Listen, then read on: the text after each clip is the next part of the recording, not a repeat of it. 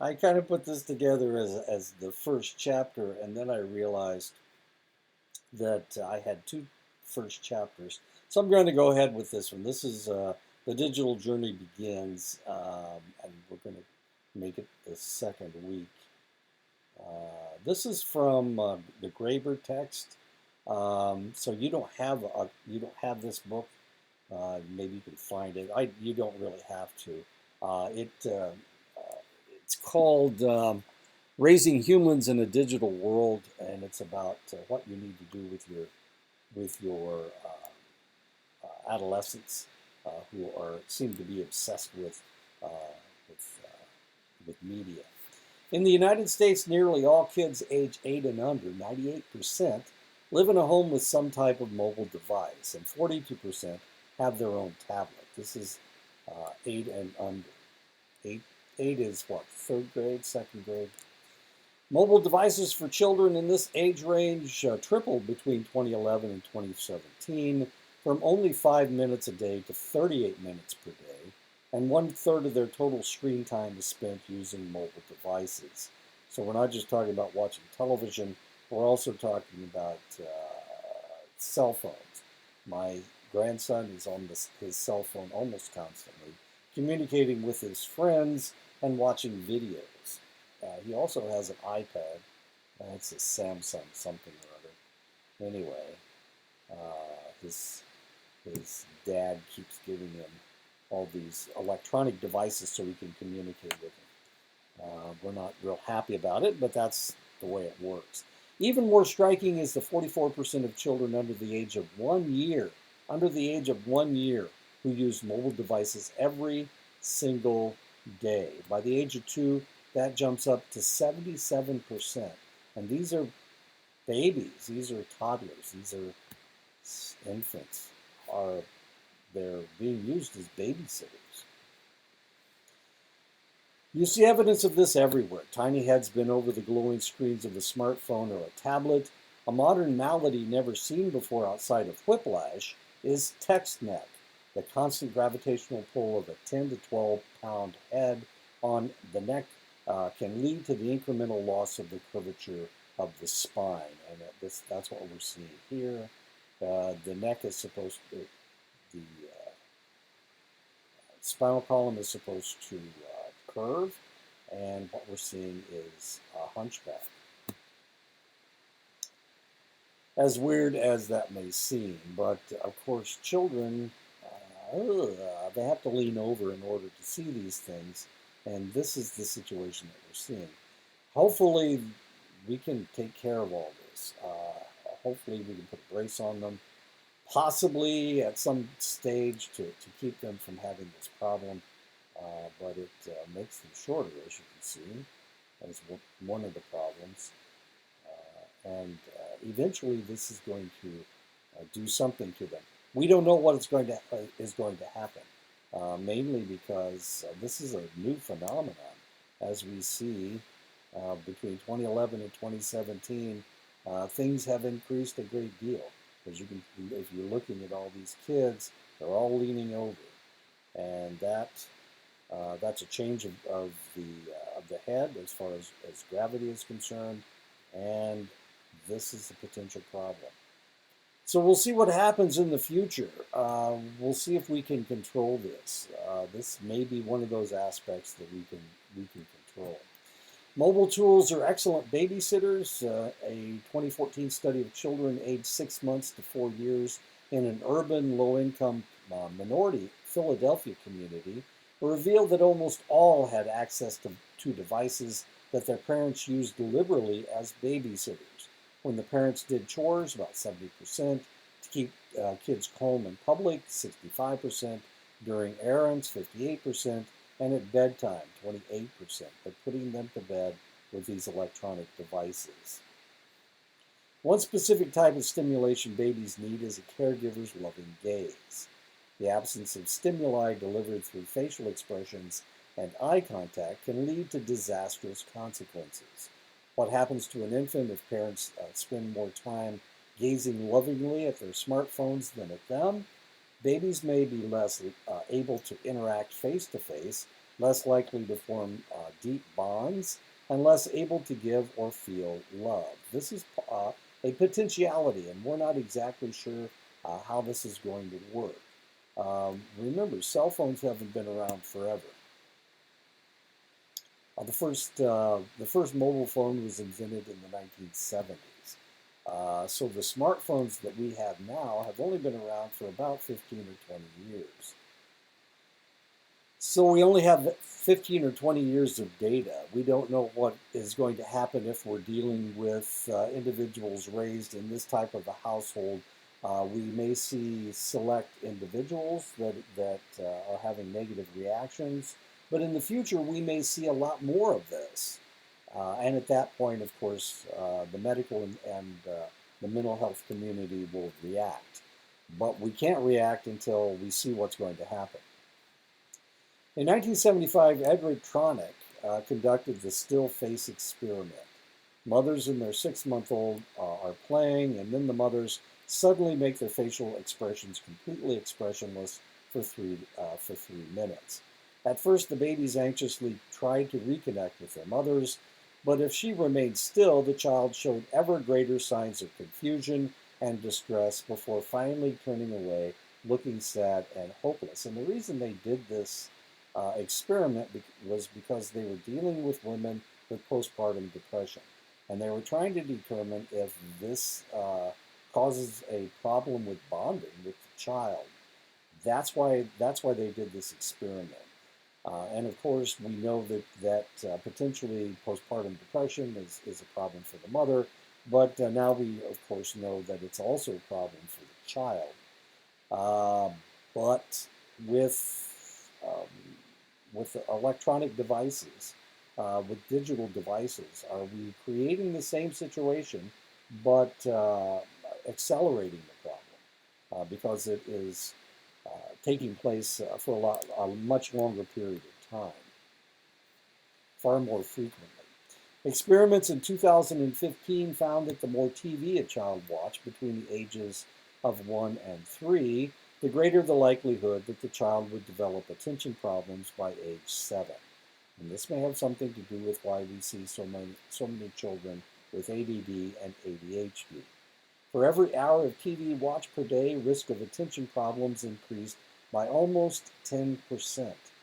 Conversely, the more cognitive stimulation a child received before the age of 3, reading, talking to an adult, the less likely they were to have attention problems. For children aged 2 and under, the effects of screens have been mostly negative, particularly regarding two important components of healthy development: language development and executive function. One study of children between 12 and 18 months tested video learning versus parental interaction. One group watched DVDs containing 25 new words for 4 weeks. The other group had the words introduced in everyday speech by their parents. The children who learned the most words were the children taught by their parents. Another study with the same age group pit parents against a video of a series of movements. The children instructed by their parents learned the routine better than those watching the video. This phenomenon has been dubbed the transfer deficit.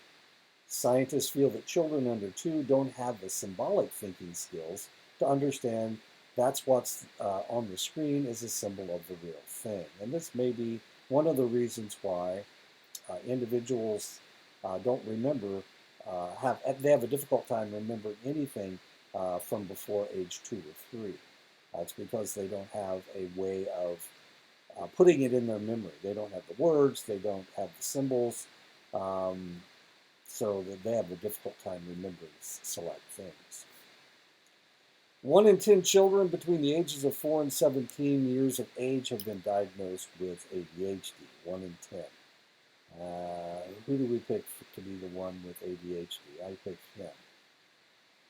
Males are more likely to have ADHD. He's the only one that's not smiling. The number of young children ages 2 to 5 with ADHD increased by more than 50% between 2007 and 2012.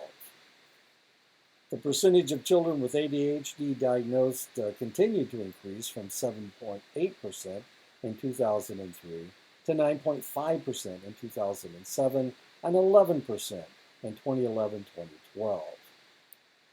The reason I've got this picture is because it's increasing. There we go. Oh. Research by Alderman assessing the viewing habits of 1,323 third, fourth, and fifth graders over 13 months found that the children who spent more than 2 hours a day in front of a screen, gaming or watching TV, were 1.6 to 2.1 times more likely to have attention problems. When used intentionally and appropriately, technology and interactive media are effective tools to support learning and development. Intentional use requires early childhood educators to have information and resources regarding the nature of these tools and the implications of their use. So one of the things that we need to remember about technology, it can be bad or it can be good. Anything in moderation, I guess, is a rule of life. But if we have educators who just reject the concept of technology, that's not good either. Children it can accelerate the learning of children.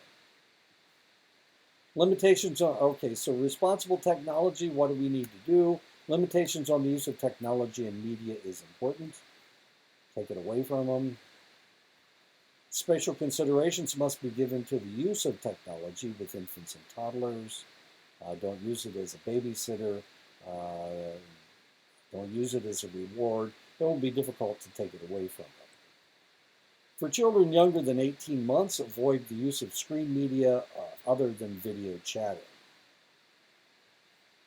Parents of children 18 to 24 months of age who want to introduce digital media should choose high-quality programming and watch it with their children. And this is most of what we see on television, especially on PBS. We get a lot of messages, good messages.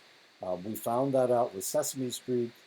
They used to have a show on called Electric Company, which taught children how to read, and that was a good idea. Electric Company's not on anymore. Actually, one of the individuals that developed Electric Company was a comedian by the name of Bill Cosby. He was one of that was his master's thesis, was developing the Electric Company. For children aged 2 to 5 years, limit screen use to 1 hour per day of high-quality programming. Be mindful of what young children need most. They need face-to-face interaction with loving human beings. This means you need to get off your damn screen and look your kids in the eye as much as possible. That's what they need. They need face-to-face. Set boundaries, limit exposure of very youngest children, turn off devices during meal times or 1 to 2 hours before bedtime, and make children's bedrooms media free. No TVs in the bedroom. Monitor use behavior and content, block inappropriate content, watch and play the video games your children are playing, keep electronic media in public places, and talk to the parents of your children's friends about what your children do at their homes. And this is a problem. This could potentially be a problem. You don't know what's happening in other people's houses.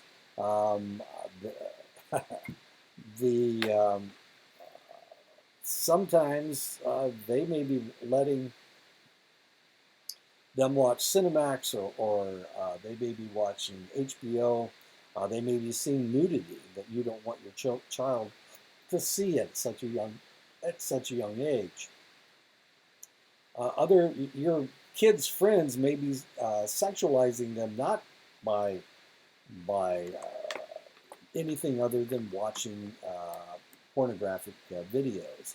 These are things that you need to be aware of. Sending your kid over to somebody else's house, that may be fine. If they've got older brothers, then potentially one of the things that might be happening is there may be inappropriate content in some of the shows that your child is watching. Be clear about what is acceptable, establish and enforce house rules about screen time, and don't let media interfere with family relationships. The most important thing to your child is you. You need to have face-to-face contact with them.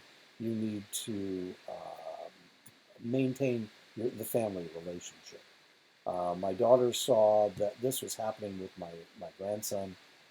He went down to visit his father down in Florida, and his father's a technophile. He works with computers. He wants to give him all this technology. He wants him to play video games. He wants to have FaceTime on his cell phone, and he uses technology as a babysitter. So he was gone down there for about 6 weeks, and when he came back, he was all he wanted to do was watch videos on his cell phone. So what my daughter did, that's where they are right now. They went to Wisconsin Dells. It's a water park, and they're going to spend 3 or 4 days there, trying to wean him off of all of his technology. Not a good idea. One of the things that he plays soccer, so he goes to soccer practice. But a lot of the people on the soccer team, a lot of his friends on the soccer team, they use a lot of technology, and so after practice they all grab their cell phones and they compare sites that they're looking at, that kind of stuff. So she decided to take him to someplace physical where he could and possibly wean him off of all of that technology and give him a little FaceTime. The problem with his dad, and this has always been the problem with his father, is that he doesn't like to interact that way. He'd rather interact on the iPad than or the Samsung, actually is what they have. Anyway, engage and lead by example. Obey your own house rules, and remember your children are watching. And here we have mom's on her cell phone, dad's on his cell phone, and the daughter is eating cookies and watching something on her iPad. Relationships matter most. Using technology with young children begins with low-tech, high-touch opportunities for interaction, shared experiences, and joint engagement with media. Integrate technology use in social and emotional learning. Technology should be used in ways that support positive social interactions, mindfulness, creativity, and a sense of initiative. Use technology as a tool. Technology is an additional important tool for exploring, learning, and creating that you can put in children's hands. But I wouldn't let them play with use their cell phone when they are finger painting. It is not more or less important than other tools children use to learn in the early years, including finger painting. Trust your instincts. Focus less on how many minutes a child engages with screen media and more on the quality of the content, the context for using media, and the engagement level. Pay more attention to what the child is doing, not simply on how many minutes. Empower children to use technology as a tool for 21st century learning. Select technology that encourages inquiry, exploration, discovery, documentation, and demonstration of what they know. Let me give you an example. My son works in cybersecurity. He's a mathematician. He has a master's degree in data analysis. And when he was young, he was born in 1972. When he was young, there were no computers. There were no cell phones. But he has been able to utilize modern technology to the extent that he is now he works with cybersecurity. So this is something that is happening in the future. Another thing that we're seeing in the war in Russia and the Ukraine, is that drones being flown remotely, of course, by select individuals are very useful on the battlefield. We've seen the same thing in the United States. The United States Air Force has a drone force, and these individuals are housed in one place, and they were taking people out. They were fighting the war in Afghanistan and Iraq from thousands of miles away. So this may be the thing of the future. If you remember Guardians of the Galaxy 2, the one country, the one planet, they all of their pilots, they had drones, and all those drones were remotely operated by someone that was on the planet, and of course they were attacking somebody on another planet. And that's what we're going to be. That is what we're seeing now, and that's what we're going to see in the future. So soldiers might not need to go into combat. They may be able to do it remotely. Provide beneficial. I'm not just talking about war, of course. I'm talking about everything. So this is the wave, potential wave of the future. Now, one of the problems that we have is artificial intelligence, and I'm not talking about artificial intelligence being a problem. What I'm saying is that people will think, well, since we have artificial intelligence, I don't need to learn math. Since we have artificial intelligence, I can always ask Siri, who fought the Battle of Waterloo, and she'll give me that information. Now, what is potentially going to happen in the future is decisions are going to be made theoretically, decisions may be made by non-human entities, and that's probably not a good idea. Humans need to have control over all of these things. Now I'm making it sound bad. Provide beneficial technology experiences, offer media experiences that are engaging and interactive, include positive interactions with others, give the child control and insight, co-viewing, and joint engagement with media. Make media use a language-rich experience, narrate your own technology use, and when children are using the screen media, talk about what they're doing, ask questions, make comments, and offer suggestions about what they can do after the screen is turned off. Help children progress from just consuming media to creating it. Simple tools like digital camera are powerful media creation tools when paired with a child's curiosity and creativity. This is really kind of funny because my cell phone just went off and I don't want to stop my lecture. So technology is getting in my way right now. Pay attention to your own technology use in front of children. I'm just wondering who's trying to call me. It's probably my wife. Children, yeah, she's going to get mad. Children learn media habits and how and when to use technology by observing the important adults in their lives. Be a media mentor. Young children need trusted adults who are active and intentional media mentors and role models to guide them safely in the digital world, the digital age. This is something that we need to be aware of. Don't just throw the iPad at them. You need to monitor them. You need to make sure that they're using the technology correctly. And that is the end. And I'll go check to see who's trying to call me. And I'll see you guys next week.